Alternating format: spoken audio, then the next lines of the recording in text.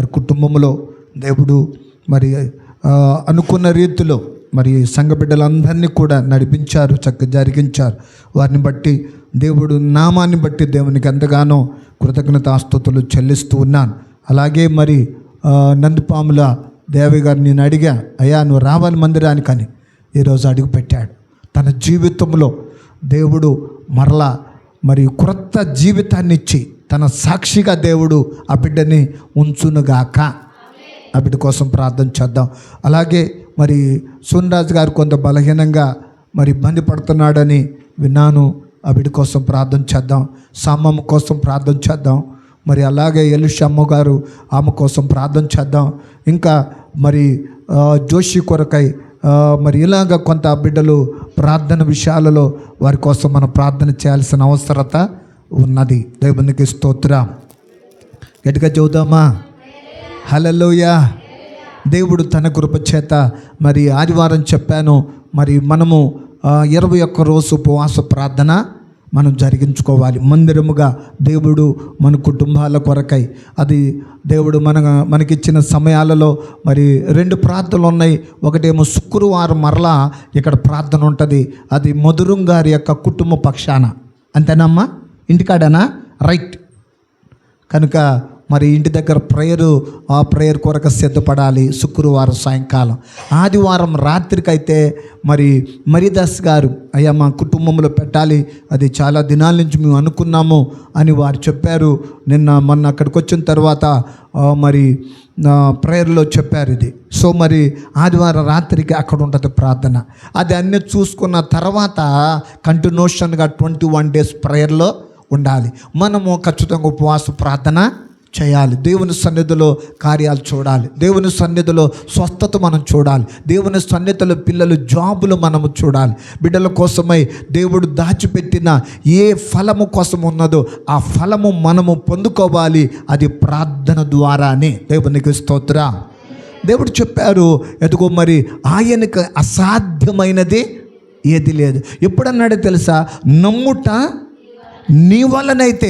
మనం నమ్మేమనుకోండి దానిలోనట ఆయనకట్ట అసాధ్యమైనది ఏది లేదు. అయ్యా పిల్లల కోసమయ్యా, ఉద్యోగం కోసమయ్యా, వివాహం కోసమయ్యా, ఇల్లు కట్టుకునే విషయమయ్యా, ఆరోగ్యం విషయమయ్యా, ఇదిగో పరిస్థితి, నా కుటుంబం అయ్యా, ఏదనుకుంటామో ఏదైనా చేయగలిగిన దేవుడు. కాబట్టి ఈ ప్రార్థన, వర్షాల కోసం కూడా ప్రార్థన. దేశంలో ఇప్పుడున్న పరిధిలో చూస్తుంటే ఎండాకాలంగానే ఉన్నది. వర్షాల కోసం కూడా ప్రార్థన చేయాలి. ఈ 21 రోజు ప్రార్థనలో సమృద్ధైనటువంటి వర్షాలను దేవుడు పంపునుగాక. దేవుడు వాటి ఋతువులను ఆయన అదిగో మరి పంపిస్తాడు. ఆయన సమస్తమును దర్శిస్తాడు. మంచి పాయింట్ని మరి సుజాతమ్మ గారు చెప్పారు. ఆ పాయింట్ని, ఆ యొక్క ప్రార్థన అవసరతలో అది గుర్తుపెట్టుకుందాం. ఆ ప్రార్థనను మనం జ్ఞాపం చేసుకుందాం. దేవునికి స్తోత్రం. మంచిది. ఒక చిన్న వాక్యాన్ని మనం చదువుకుందాం ఈ పూట. ఒక చిన్న వాక్యం దేవుని యొక్క వాక్యంలో గతంలో మనం చదువుకున్నాం. మరి మత్తయి సువార్త 6వ అధ్యాయము 9 నుండి 13 వరకు. 6వ అధ్యాయము 9వ వచనం నుండి 13 వరకు మనం చదువుకుంటే అందులో మనము మరి 9వ వచనములో అంటాడు కదా, చదువుదామా? కాబట్టి మీరు ఇలాగున ప్రార్థన చేయుడి, పరలోకమందున్న మా తండ్రి, నీ నామము పరిశుద్ధపరచబడునుగాక, నీ రాజ్యం వచ్చునుగాక, నీ చిత్తము పరలోకమందు నెరవేరునట్లు భూమి యందును నెరవేరునుగాక. మా అనుదిన ఆహారము నేడు మాకు దయచేయము, మా రుణస్థులను మేము క్షమించిన ప్రకారము మా రుణములను క్షమించుము, మమ్మల్ని శోధనలో తేక. చాలండి. ఇక్కడ 1 నుండి 13 వచనాలు మనం చదువుకుంటే 9 నుండి 13 వాక్యాలు. ఇందులో నుండి 7 అంశాలను మనం చూడగలుగుతాం. ఎన్ని అంశాలంట? 7 అంశాలు. పరలోక ప్రార్థన ఒక బలమైనటువంటి అంశాలను ప్రభు మనకు నేర్పిస్తున్నాడు. ఆ ప్రార్థన శిష్యులకు ఎలాగ బోధించాడో మనకేమో నేర్పిస్తున్నాడు. నేర్చుకోవాలి మనం. ఇందులో 7 మాటలు కనబడుతున్నాయి. ఒకటి, పరలోకమందున్న మా తండ్రి, అంటే తండ్రితో ఒక చక్కటి అనుబంధం ఉంది, ఒక సంబంధం ఉంది. ఆయన తండ్రి, మనము ఆయన కుమారులము కుమార్తెలము. తండ్రి కొడుకుల ఎదుగో తండ్రి బిడ్డల యొక్క బంధాన్ని చూపిస్తున్నాడు అక్కడ. దానిలో మనం చదువుకున్నాం లాస్ట్ టైంలో. అందులో ముందుకు వెళ్ళడానికి ఇక సందేహం ఏమి లేదు. ఎంతమంది గుర్తుంది? ఒకే పరలోకము మందున్న మా తండ్రి అనే మాట ఏ సండే వచ్చిందయ్యా అంటే ఎస్, ఫాదర్స్ డేలో మొదటి ఆ మాట మనం చదువుకున్నాము, వెళ్ళిపోయాం. ఇక మిగిలిన 6 ఉన్నాయి. వాటిలో ఈ దినాన ప్రభు చిత్తాన్ని బట్టి మరొక్కటి మనం చదువుకోబోతున్నాం. ఈ పరలోక ప్రార్థన ఎన్ని విషయాలలో అదిగో మరి ఎన్ని విషయాలలో భాగాలుగా ఉన్నాయి అంటే ప్రధానంగా 3 భాగాలుగా మనం చూసాము. ఒకటి, దేవునితో సంబంధము కలిగిందని. 2, మన అవసరతలకు సంబంధించిందని. 3, మన ఆత్మీయ జీవితాలకు సంబంధించింది. దేనికి సంబంధించిందట? మన ఆత్మీయ జీవితానికి సంబంధించింది. కాబట్టి ఇక్కడ ప్రభువైన యేసయ్య తన శిష్యులకు ప్రార్థన ఎలా చేయాలో నేర్పించినప్పుడు ఈ యొక్క పరలోక ప్రార్థనను బోధించాడు. ఈ ప్రార్థన కేవలము పరలోకం ఇదిగో మరి ఇక్కడ మరి మాటలతోనే మాత్రమే కాక ఇక్కడ క్రైస్తవ జీవితంలో ఒక సంపూర్ణమైనటువంటి ఒక నమూనాగా అక్కడ మనకుంది. దేవునికి స్తోత్ర. ఏదో చెప్పుకొని వెళ్ళేది కాదట, మన జీవితం అది. క్రైస్తవ జీవితం, దేవుని బిడ్డలు అనే జీవితాన్ని చూపిస్తుంది ఇక్కడ. అయితే ఇక్కడ మనం చదువుకున్న భాగంలో 2వ మాటను ధ్యానం చేస్తున్నాం ఈ దినాన. 2వ మాట ఏం చెప్తున్నాయి అంటే, నీ నామము పరుచబడును గాక. అంటే దేవుని యొక్క నామము ఎలాంటిదంటే ప్రాధాన్యత కలిగింది, చాలా ప్రాధాన్యత ఉంది. ఆయన నామం ఎప్పుడు పరిశుద్ధమైంది. మనము పరిశుద్ధపరచబడును గాక అంటే పరిశుద్ధత అయ్యేది కాదు. అది ఆయన నామం ఎప్పుడు పరిశుద్ధమైనది. కానీ ఎలా చెప్తున్నాడు దీన్ని? ప్రార్థన మన అవసరతలతో దేవుణ్ణి అడగటమే కాదు. మన అవసరతలు ఉన్నాయి చూసావా, లేకోగానే ప్రభు ఇది కావాలా అది కావాలా అంటమే కాదు. దేవుని నామమునకు మహిమతో ప్రారంభించాలి. దేవా, నీవు మహిమ కలిగిన దేవుడివి, నువ్వు గొప్ప దేవుడివి, నువ్వు శక్తిమంతుడివి, నువ్వు భూమి ఆకాశాలు సృజించిన దేవుడివి అని ఆ పదాలు అంటాం చూసావా. మహిమతో కూడిన కొన్ని పదాలు చెప్పి మన అవసరతలు అడగాలి. అందుకోసమే ఇక్కడ అంటున్నాడు, అలాగున మన జీవితమునకు దేవుని యొక్క నామము ఎంతగానో ఘనపరచాలి. దేవునికి స్తోత్ర. మన జీవితంలో దేవుని నామాన్ని కనపరచాలి. ఎవరయ్యా? అదిగో నేను దేవుని నామాన్ని బట్టి ఉన్నాను, నేను దేవుని నామాన్ని బట్టి. అందుకోసమే అదిగో భయపడ్డాడు. ఇదిగో మరి పేతురు ఆ దినాన యేసయ్య సిలువేసే టైంలో యేసు ఎరగనని, యేసు నాకు తెలియదని అని ఒట్టు పెట్టుకున్నాడు. అదిగో అలాగున 3 సార్లు బొంకాడు, అబద్ధం ఆడాడు. యేసు నాకు తెలియదని అబద్ధం ఆడాడు. కానీ అదే పేతురు దేవుని యొక్క సన్నిధిలో ఎలా ఉన్నాడు చూసారా? నేను ఆయన గురించి చెప్పకుండా మేము ఉండలేము, మేము చనిపోవడానికైనా సిద్ధమే, కానీ మేము మాత్రము ఆయన గురించి చెప్పలేము, మేము చెప్పకుండా ఉండలేమన్నాడు. దేవుని కొరకై ఒక అత్తసాక్షిగా ఉన్నాడు. ఎలాగ తెలుసా? యేసయ్యను సిలువేసిందేమో అటు చేతులు ఇటు చేతుల మేకులు కొట్టి, కాళ్ళకు మేకులు కొట్టి సిలువేశారు. అదే రీతిగా పేతురును కూడా తీసుకొచ్చి 12 మంది శిష్యులలో పేతురును కూడా తీసుకొచ్చి సిలువ వేయడానికి, అలాగే వేసి చంపడానికంటే ఒక రిక్వెస్ట్ కోరుకున్నాడు. అత్తసాక్షి అవ్వడానికి, చనిపోవడానికి ముందు ఒక రిక్వెస్ట్ అంటే ఒక అడిగాడు, వాళ్ళని ప్రాధేయపడ్డాడు, మనవి చేసుకున్నాడు. అయ్యా, నేను అలాగున యేసయ్యలాగా నేను సిలువేయటానికి అర్హుణ్ణి కాదయ్యా, నన్ను చంపండి, కానీ అలాగొద్దయ్యా, నన్ను అదిగో తల్లకిందులుగా చేయమని కోరుకున్నాడు. తల ఏమో కిందకి, కాళ్ళు చేతులేమో పైకి. అలాగా అతసాక్షి అయ్యాడు పేతురు. దేవునికి స్తోత్ర. అపోస్తుడైన పేతురు, పరిశుద్ధుడైనటువంటి పేతురుగా దేవుని నామము కొరకై అతడు నిలబడ్డాడు. దేవుని నామము కొరకై అతడు సాక్షిగా ఉన్నాడు. దేవునికి స్తోత్ర. అనేది గొప్పది. దేవుని నామములో మనం కొన్ని శ్రమలు కష్టాలు వచ్చినప్పుడు, అమ్మో మనకి ఈ తట్టుకోలేకపోతున్నాం, ఇంకా ప్రార్థనకి అయిపోతే బాగుండ కాదు. మరణమైన జీవమైన ప్రభులోని దేవునికి స్తోత్ర.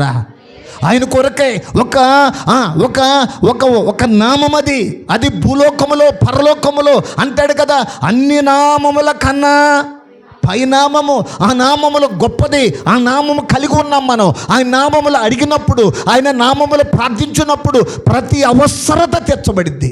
అందుకోసమే ఆయన నామమును ఘనపరచాలి. బైబిల్లో అంటున్నాడు కదా వాక్యములో, 111:9 వాక్యం చదువుకుందామా? 111:9 వాక్యము. ఆయన తన ప్రజలకు విమోచనమును కలుగు చేయువాడు, తన నిబంధన నిత్యముగా ఉండు నిర్ణయించిన వాడు. ఆయన నామము, అది దేవుని నామం అంటే ఎలాంటిదంట? పరిశుద్ధమైనది, పూజింపదగినది. ఆయన నామాన్ని నీకు నాకు ఇచ్చాడు. పరిశుద్ధముగా మనము ఆరాధించాలి, పరిశుద్ధముగా ఆయనలో నిలబడాలి. పరిశుద్ధముగా మనము ఎప్పుడైతే ఉంటామో ఆయన నామములోనట గొప్ప కార్యాలు చూస్తాం. ఆయన నామం అంట పూజింపదగినది. ఆయన పూజార్హుడు. ఆయన పూజించాలి, ఆయనను ఘనపరచాలి, ఆయనను మహిమపరచాలి. కనుక దేవుని బిడ్డలారా, ఇక్కడ అంటున్నాడు ఆయన తన ప్రజలకు విమోచన ఇస్తున్నాడు. తన ప్రజలకు విమోచన అంటే తన ప్రజలను రక్షిస్తున్నాడు. ఎక్కడ శాపములో ఉంటే, పాపములో ఉంటే, లోకములో ఉంటే, లోకాశులలో ఉంటే, ఎక్కడైతే మనం పడిపోయి జారిపోయామో వదిలిపెట్టలేదు. ఆయన తన నామాన్ని బట్టానట మనకు విమోచన కలిగిస్తున్నాడు. అంత గొప్ప దేవుణ్ణి ఏం చేయాలట? మనం మహిమపరచాలి. అయ్యా మాకిచ్చిన గొప్ప రక్షణకై. ఎందుకో తెలుసా? ఆయన నామం అంట పరలోకంలోనంట, అదిగో మరి ఆ యొక్క గోత్రములు 12 గోత్రములలో ఇదిగో ఇలా అంటాడు 144,000 మంది అని ప్రకటన గ్రంథంలో ఒక్కొక్కరి గురించి చెబుతా. వాళ్ళందరూ పరలోకంలో అంట ఖర్జూరు మట్టలు పట్టుకోనంట, తెల్లని వస్త్రాలు వేసుకోనట, ఆయన నామాన్నట తన నొసటను ధరించుకొని ఆయనకట్ట స్తోత్రములు చెబుతున్నారట. ఇక్కడే కాదు, పరలోకంలో కూడా ఆయన నామము ఘనపరచబడుతూ ఉంది. దేవునికి స్తోత్ర. అందుకోసమే దేవుని బిడ్డలారా, ఎదుగో విమోచిస్తున్నాడు. నిన్ను నన్ను విమోచించి ఉన్నాడు. ఆయన విమోచకుడుగా లేకపోతే మనల్ని విమోచించేవాడు లేడండి. ఆస్తి వల్లనో, అదిగో అధికారం వల్లనో, ధనధాన్యాల వల్లనో మనం విమోచింపబడలేము అండి. మన కొరకై యేసయ్య తన రక్తము చేత మనల్ని విమోచించుకున్నాడు, తన నామాన్ని బట్టే. దేవునికి స్తోత్ర. అందుకోసం ఇక్కడ అంటాడు మత్తయి సువార్త 5వ అధ్యాయం 16వ వచనములో, మత్తయి సువార్త 5వ అధ్యాయం 16వ వచనం, మనుష్యులు మీ సత్క్రియలను చూచి, అదిగో మన క్రియలు చూస్తారు. ఒకసారి మంచిగా ఉంటే, ఒకసారి చెడ్డగా ఉంటాయి. కానీ ఎవరిని బట్టి అంటే మహిమపరచబడతాడట. ఎవరిని బట్టట? మన మంచి క్రియలు బట్టట ఆయన మహిమ వస్తుందట. మన చెడ్డ క్రియలను అనుకోండి, అందుకోసమే నా నామం అన్ని జనుల మధ్యలో అవమానపడుతుంది. ఆయన బాధపడతాడు, దుఃఖపడతాడు. ఎందుకో తెలుసా? నా నామాన్ని మీరు దూషణ పాలు చేస్తున్నారు, హేళన చేస్తున్నారు అని. అయితే ఇక్కడ ఏమంటున్నాడయ్యా అంటే, ఇదిగో మరలా చదువుకుందాం ఆ మాట. మనుషులు మీ సత్క్రియలను చూచి, పరలోకమందున్న మీ తండ్రిని మహిమపరచునట్లు వారి ఎదుట మీ వెలుగు ప్రకాశించాలి. ఆయన నామంలోనట తన బిడ్డలకు వెలుగుంది. ఆ వెలుగు ఏమవ్వాలట? ప్రకాశించాలి. వెలుగు ప్రకాశించాలి. వెలుగున్న చోట చీకటి ఉండదు. వెలుగు ఎక్కడ ఉంటుందో చీకటికి అక్కడ తావు లేదు. అందుకోసమే యేసయ్య లోకానికి వెలుగై వచ్చాడు. ఆయన నామంలో వెలుగుగా మనం ఉండాలి, ఆయన బిడ్డలంగా మనం ఉందాం. దేవుడు అంటున్నాడు ఆయన నామము పరిశుద్ధమైనది, ఆయన నామాన్ని ఘనపరచాలి అంటాడు. అది కొలస్సీలకు రాసిన పత్రిక 3వ అధ్యాయం 17లో ఒక మాట అంటున్నాడు. 3వ అధ్యాయం 17వ వచనం, కొలస్సీలకు రాసిన పత్రిక 3వ అధ్యాయం 17వ వచనం, మరియు మాట చేత కానీ క్రియ చేత కానీ మీరేమి చేసినను ప్రభు అయిన యేసు ద్వారా తండ్రి అయిన దేవునికి అది ఏది చేసినా కానీ దేవుని నామానికి ఏమాలట, ఘనత రావాలట. మనుషులు ఘనత కాదు, మనుషులు ఘనత కాదు. ఇక్కడ ఏది చేసినా దేవుని నామానికే ఘనత వెళ్ళాలి. అవునయ్యా, అయ్యా నన్ను బట్టి అయ్యా, నా కుటుంబాన్ని బట్టి అయ్యా నీ ఘనత వెళ్ళాలయ్యా. అక్కడ షడ్రకు మేషకు అబేద్గో వారు ఒకటే మాట, మా మాట వింటావా రాసు అంటే, రాజా మీ మాటని మేము వినం, మేము వినేది దేవుని మాట, మా దేవుని మాటే వింటాం. రాజుతో అంటున్నారు, రాజా మేము అగ్నిగుండంలో చనిపోవటానికైనా మేము సిద్ధమే, కానీ మేము నీ మాట విని ఆ ప్రతిమకు మాత్రం మేము మొక్కం, మేము సాగిలు పడం. ఆయన నామములో వాళ్ళు తీసుకున్నటువంటి తీర్మానం, వాళ్ళ మాటలు స్థిరంగా ఉన్నాయి.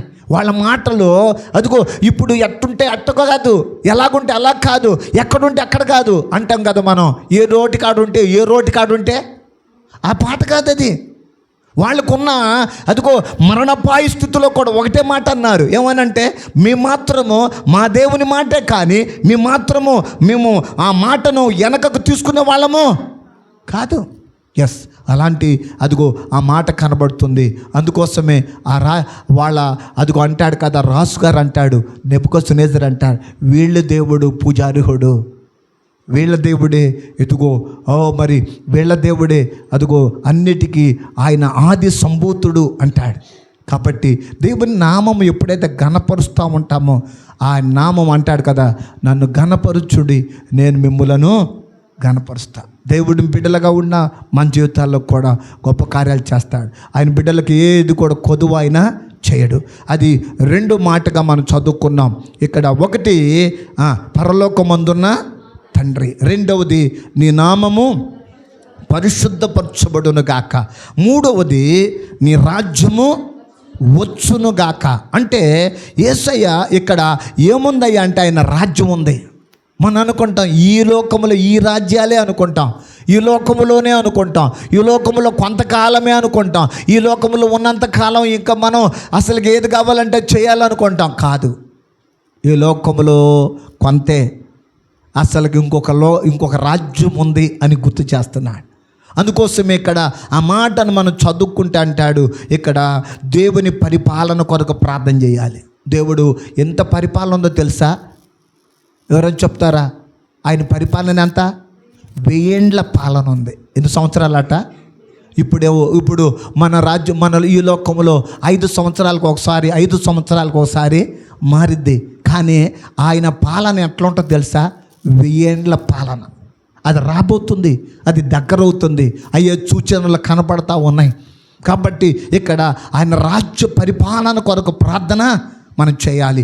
మన హృదయములో దేవుని రాజ్యమును స్థాపించబడాలి. ఎక్కడో కాదు, ఆయన రాజ్యం మన హృదయములోనే ఉండాలి. దేవుని రాజ్యం దేనితో పోల్చాడు? దేవుని రాజ్యం దేంతో ఉందంట? నీతితోనూ పరిశుద్ధాత్మ యందలి ఆనందముతోనే పోల్చాడు. కనుక మనకున్న దానిలోనే చిరాకు కాదు, చికాకులు కాదు, ఇంకోటి కాదు, అదిగో నీతిగా నడుచుకోవడము, అదిగో మరి పరిశుద్ధాత్మ యందలి ఆనందం, దేవునిలో ఆనందం చాలండి, మాకు ఇచ్చిన ఈ స్థితి అండి, ఈ పరిస్థితి అండి. ఎప్పుడైతే మనం అనుకుంటామో దానిలోనే దేవుని రాజ్యం స్థాపించబడింది. ఆయన రాజ్యము నీతి న్యాయములతో కూడుకున్నది, అది స్థాపించబడింది. అందుకోసం ఇక్కడ అంటాడు, ఇక్కడ సంఘము ద్వారా దేవుని రాజ్యము విస్తరించాలి. సంఘం ఏమవ్వాలి అంటే దేవుని రాజ్యము ద్వారా విస్తరణ జరగాలి. అలాగే కాదు, ఉండటమే కాదు, ఇంట్లోనే ఉంది అదే కాదు, విస్తరణ జరగాలి. అది దేవుడు కోరుకుంటున్నా. దేవునికి స్తోత్రం. ఆయన రాజ్యము కొరకై ఇక్కడ అంటాడు కదా, లోకాసు వార్తలో 17వ అధ్యాయము 21వ వచనాన్ని చదువుకుందాం. 21వ వచనం, 17:21.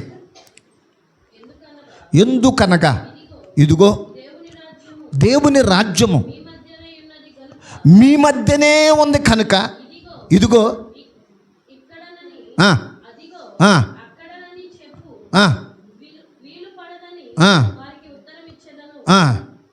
దేవుని యొక్క రాజ్యము అక్కడుంది, ఎక్కడో ఉంది, అది కొద్దిగా దూరంగా ఉందంట, ఆ ఊర్లో ఉందంట. ఆ ఊర్లోకి వెళ్తే బల్లేగా ఉంటుందంట అంటారు చూసా.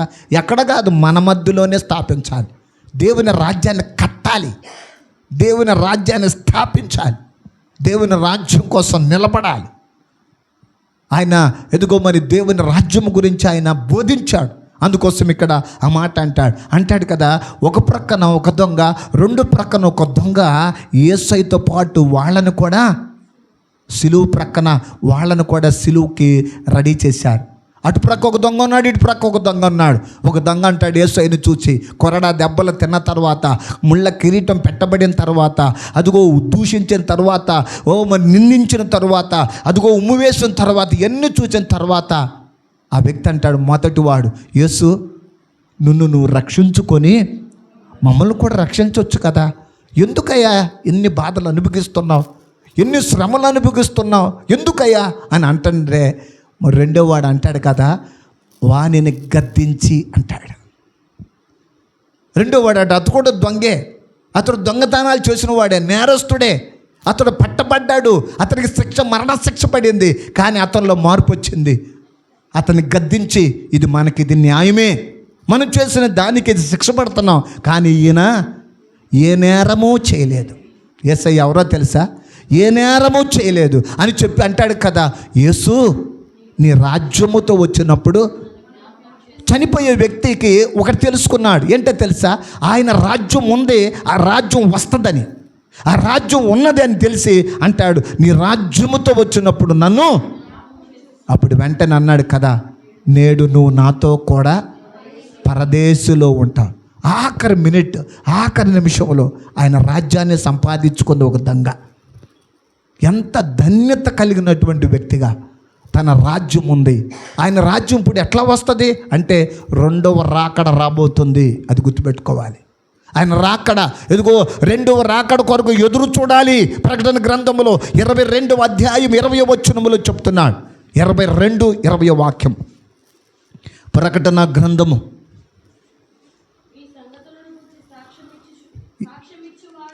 ఈ సంగతులను గూర్చి సాక్ష్యమిచ్చువాడు, అవును త్వరగా వచ్చుచున్నాడని చెప్పుచున్నాడు. ఆమేన్. అది యేసయ్య ప్రకటన గ్రంథం చెప్పుచున్న మాట. వస్తున్నాను అంటే ఏమన్నారంట వాళ్ళు? ఆమేన్.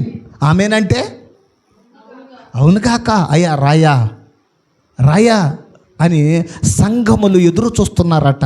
7 సంఘాలు ఉన్నాయి చూసావా? అదిగో ఆ యొక్క సంపూర్ణము అదిగో కలిగించడానికి ఎదురు చూస్తున్న సంఘాలట. అంటున్నారట, అయ్యా రమ్ము. ఈరోజు మనం కూడా ప్రభువు రాకడ కొరకు ఏం చేయాలట? ఎదురు చూడాలి సిద్ధంగా. ప్రభు రాకడ ఎలా కొంత తెలుసా? దొంగవలే వస్తాడన్నాడు. ఆయన ఎప్పుడు వస్తాడు? ఎవరికి? ఆయన రాజ్యం వస్తుంది. ఆయన అంటాడు కదా, అదిగో ఆయన ఎప్పుడు వస్తాడో తెలియదు, కానీ వస్తాడు, ఖచ్చితంగా వస్తాడు. అందుకోసమే అక్కడ రాయబడిన మాట, ఇద్దరు తిరగలిస్తారట, ఒకరేమో ఎత్తబడతారట, ఒకరేమో విరవబడతారట. ఇద్దరు మంచం మీద పండుకొని ఉండారట, ఒకళ్ళు పైకి ఎత్తబడతారట, ఒకరు విడవబడతారట. చేలో ఇద్దరు పని చేస్తూ ఉంటారట, ఒకరు పైకి ఎత్తబడతారట, ఒకరు విడవబడతారట. అంటే దేవుని రాజ్యములో ఒకరు సిద్ధపడ్డ వాళ్ళకేమో ప్రభు రాజ్యం, సిద్ధపడకపోతే విడవబడినటువంటి స్థితి కనబడుతుంది. అందుకోసమే సంఘము ఈ రోజున మెలకుగా అదిగో మనకు చెప్పుచున్న ఆ 3వ అంశములో మనం చూస్తున్న పరలోక ప్రార్థనలో 3వ అంశం ఏంటో తెలుసా? నీ రాజ్యము వచ్చునుగాక. దేవుని రాజ్యము అదిగో ఉన్నది. ఆయన రాజ్యము శాశ్వతమైనది. ఆయన రాజ్యములో అంతము లేదు. ఆయన రాజ్యము కొరకై మనము ఎదురు చూడాలి, ప్రార్థించాలి, సిద్ధపాటు మనం కలిగి ఉందుముగాక. ఇక్కడ అలాంటిది కనబడతా ఉంది. 4వ మాట ఒకటి మనం చదువుకుందాం. అక్కడ అంటాడు, నీ చిత్తము పరలోకమందు నెరవేరునట్లు భూమి యందు నెరవేరునుగాక అన్నాడు. 4వ అంశం ఏంటయ్యా అంటే, దేవుని చిత్తము పరలోకములో ఎలాగుందో భూలోకములో కూడా అది నెరవేరిందట. అంటే విధేయత జీవితం. భూలోకంలో మనం ఏం కలిగి ఉండాలంట? విధేయత. నా ఇష్టానుసారంగా ఉంటానండి అంటే కుదరదు. నా ఇష్టానుసారంగా నేను ఉంటాను, తింటాను, తిరుగుతాను, నా ఇష్టం. మీరెవరో అంటారు చూసావా? మీరెవరండి? నా ఇష్టం అంటే లాస్ అయిపోయినట్టే. ఇక్కడ యేసయ్యే ఈ లోకానికి వచ్చి అన్నాడు, తండ్రి చిత్తాన్ని నెరవేర్చాడు. తండ్రి నా ఇష్టం కాదయ్యా, నీ ఇష్టమే అన్నాడు. నీ ఇష్టమే, కనుక దేవుని ఇష్టానికి లోబడినటువంటి అనుభవం కనబడతా ఉంది. అందుకోసమే ఇక్కడ అంటాడు కదా, దేవుని యొక్క చిత్తము ఇదిగో ఉత్తమమైనది అన్నాడు. యేసయ్య గెత్సేమనే వనము తోటలో ఇలాగున ప్రార్థన చేసి ఒక మాదిరి మనకు చూపించాడు. ఇక్కడ అంటాడు కదా, ఇక్కడ లూకా సువార్త 22వ అధ్యాయము 42వ వచనాన్ని చదువుకుంటే, 22:42, తండ్రి తన దగ్గర ఒక గిన్నె ఉందట. ఆ గిన్నె ఏంటయ్యా అంటే లోక పాపములందరూ కొరకు శ్రమలు అనే గిన్నె ఉంది, బాధలు కష్టాలనే గిన్నె ఉంది, నిందలు అవమానాల గిన్నె ఉంది. ఆ గిన్నెని పట్టుకొని ప్రభు అంటున్నాడు, తండ్రి ఈ గిన్నె నా యొద్ద నుండి తొలగించుటకు నీ చిత్తమైతే. ప్రభు చిత్తానికి లోబడిన వ్యక్తి కావాలి. ఎవరిని చూస్తున్నాడు? ప్రభు చిత్తానికి లోబడిన వ్యక్తి కోసమే చూస్తున్నాడు. ఏ వ్యక్తి లోబడుతున్నాడో, ఏ వ్యక్తి లోబడతా ఉన్నాడో, ఏ యవన బిడ్డ లోబడతా ఉన్నాడో, ఏ తల్లి లోబడతా ఉందో, ఏ తండ్రి లోబడతా ఉన్నాడో, ఏ వ్యక్తి లోబడతా ఉన్నారు, ప్రభువా నీ చిత్తములో లోబడతానయ్య అన్న వాళ్ళని దేవుని చిత్తములో ఆశీర్వాదం పొందుకుంటాడు. దేవునికి స్తోత్ర. ఇక్కడ కూడా తండ్రికి అంటున్నాడు, నా ఇష్టము కాదయ్యా, నీ చిత్తమే, నీ చిత్తమే, నీ చిత్తమైతే తొలగించుము, అయినను నా ఇష్టము కాదు. ప్రార్థన చేసుకున్నాడు. అయ్యా శ్రమలు పడాలా, కష్టాలు పడాలా, బాధలా ఉన్నాయా, అయినా నేను దానికోసం నిలబడతానయ్యా. అలాంటి వ్యక్తి లాజరు ఉన్నాడు, చూసావా? ఇల్లు కూడా లేదు. మనం అనుకుంటాం మా జీవితంలో ఇల్లులు కూడా కట్టుకోలేదు. ఎస్, ఒకసారి లేకపోయినా బాధ లేదు. ఇల్లున్నా ఇల్లు లేకపోయినా భక్తి చేశాడు. ఇవాళ భక్తి కోసమే నిలబడే వాళ్ళు తక్కువ, అదిగో లోకములో ఉన్న కొన్ని యొక్క దానికోసం పరిగెత్తే వాళ్ళు ఎక్కువ. అలాంటి వ్యక్తి గెహాజీ పరిగెత్తుతున్నాడు. తోటలు ఉన్నాయని, అదిగో బంగారం ఉందని, లేకపోతే బట్టలు, విలువైన బట్టలు ఉన్నాయని అతనికి సంపద కోసమే పరిగెత్తాడు. గెహాజీ వైపు పరిగెత్తాడు. కానీ లాజరు అలాగ పరిగెత్తాల భక్తి చేశాడు. అతడు చనిపోయేసరికి కూడా అతని దగ్గర ఏమాత్రం కూడా ఏమీ లేవు. అయినను దేవదూతలు వచ్చాట, అతను తీసుకొని వెళ్ళి అబ్రహాము రొమ్మున ఆనుకున్నాడు. దేవుని బిడ్డలారా, ఈరోజు గుంటూరులో లోకల్ చర్చ్ ఆఫ్ ఇండియా అని ఒక సంస్థ, ఒక పెద్ద సంస్థ, నానా కాలంలో ఆయన సేవ చేశాడు. జాకబ్, బెజవాడ జాకబ్ గారు, నానాను ఆయన మంచి స్నేహితులు, బాల్య స్నేహితులు. అయితే ఈరోజు ప్రభు పిలుపునందుకని ఆయన వెళ్ళిపోయాడు. నాన్నకి ఆయనకి 64 సంవత్సరాలకు నాన్న ప్రభు దగ్గరికి వెళ్ళాడు. ఈయన 80 సంవత్సరాలకు ప్రభు దగ్గరికి వెళ్ళాడు. ఆ మాట ఒకసారి నా హృదయంలో ఒక్కసారి ఆలోచనలోకి వచ్చింది. దానికి దీనికి తేడా ఒక 64కి 80కి మధ్యలో 14 సంవత్సరాలు భూలోకంలో ఆయన ఉంచాడు దేవుడు. ఎందుకు ఉంచాడో మనకే తెలియదు. ప్రభువా మా నాన్న అయితే ముందు తీసుకున్నావు, తర్వాత ఇప్పుడు ఇలా అని అనుకొని మనసు వచ్చింది, ఆలోచన చేశారు. ఎంత స్నేహితులు అయ్యా అంటే అంత స్నేహితులు. దేవుడు ఆయనను బహుగా ఆశీర్వదించాడు. కొంచెం కాదు, బహుగా. నాన్నకి నిజంగా చెప్పాలంటే అంత స్నేహితులలో వాస్తవానికి నాన్నకి ఏమీ పెట్టల. ఆయన నాన్న ఈ భక్తిలోనే ఉండిపోయాడు. ఆయన ఆ ఉన్నత స్థితిలో ఉండిపోయాడు. కానీ ప్రభు దగ్గరికి వెళ్ళక తప్పదు. చిత్తములో నడుచుకోవాలంతే. కష్టాలు బాధలు ఉంటాయి. ఆ బాధల కష్టాల్లో దేవుని చిత్తములో ఉంటే ఇప్పుడు ఒక రోజున దేవుడు ఆయన ఉన్నతమైన ఆశీర్వాదము పొందుకుంటాం. దేవునికి స్తోత్ర. అందుకోసం ప్రకటన ఇక్కడ రోమపత్రిక 12వ అధ్యాయం 2వ వచనములు అంటాడు. ముగింపులోకి వచ్చేద్దాం, ఇక అయిపోయింది. ఇక 12వ అధ్యాయం 2వ వచనం, మీరు మనమంట అదిగో దేవుని చిత్తం ఏంటో తెలుసా? ఈ లోక మర్యాదలను అనుసరించక ఉత్తమమును అనుకూలమును సంపూర్ణమునై ఉన్న దేవుని చిత్తమేదో అని పరీక్షించి తెలుసుకున్నట్లు మనస్సు మారి. దేవుని చిత్తం ఏంటో తెలుసా? మనస్సు మారాలి.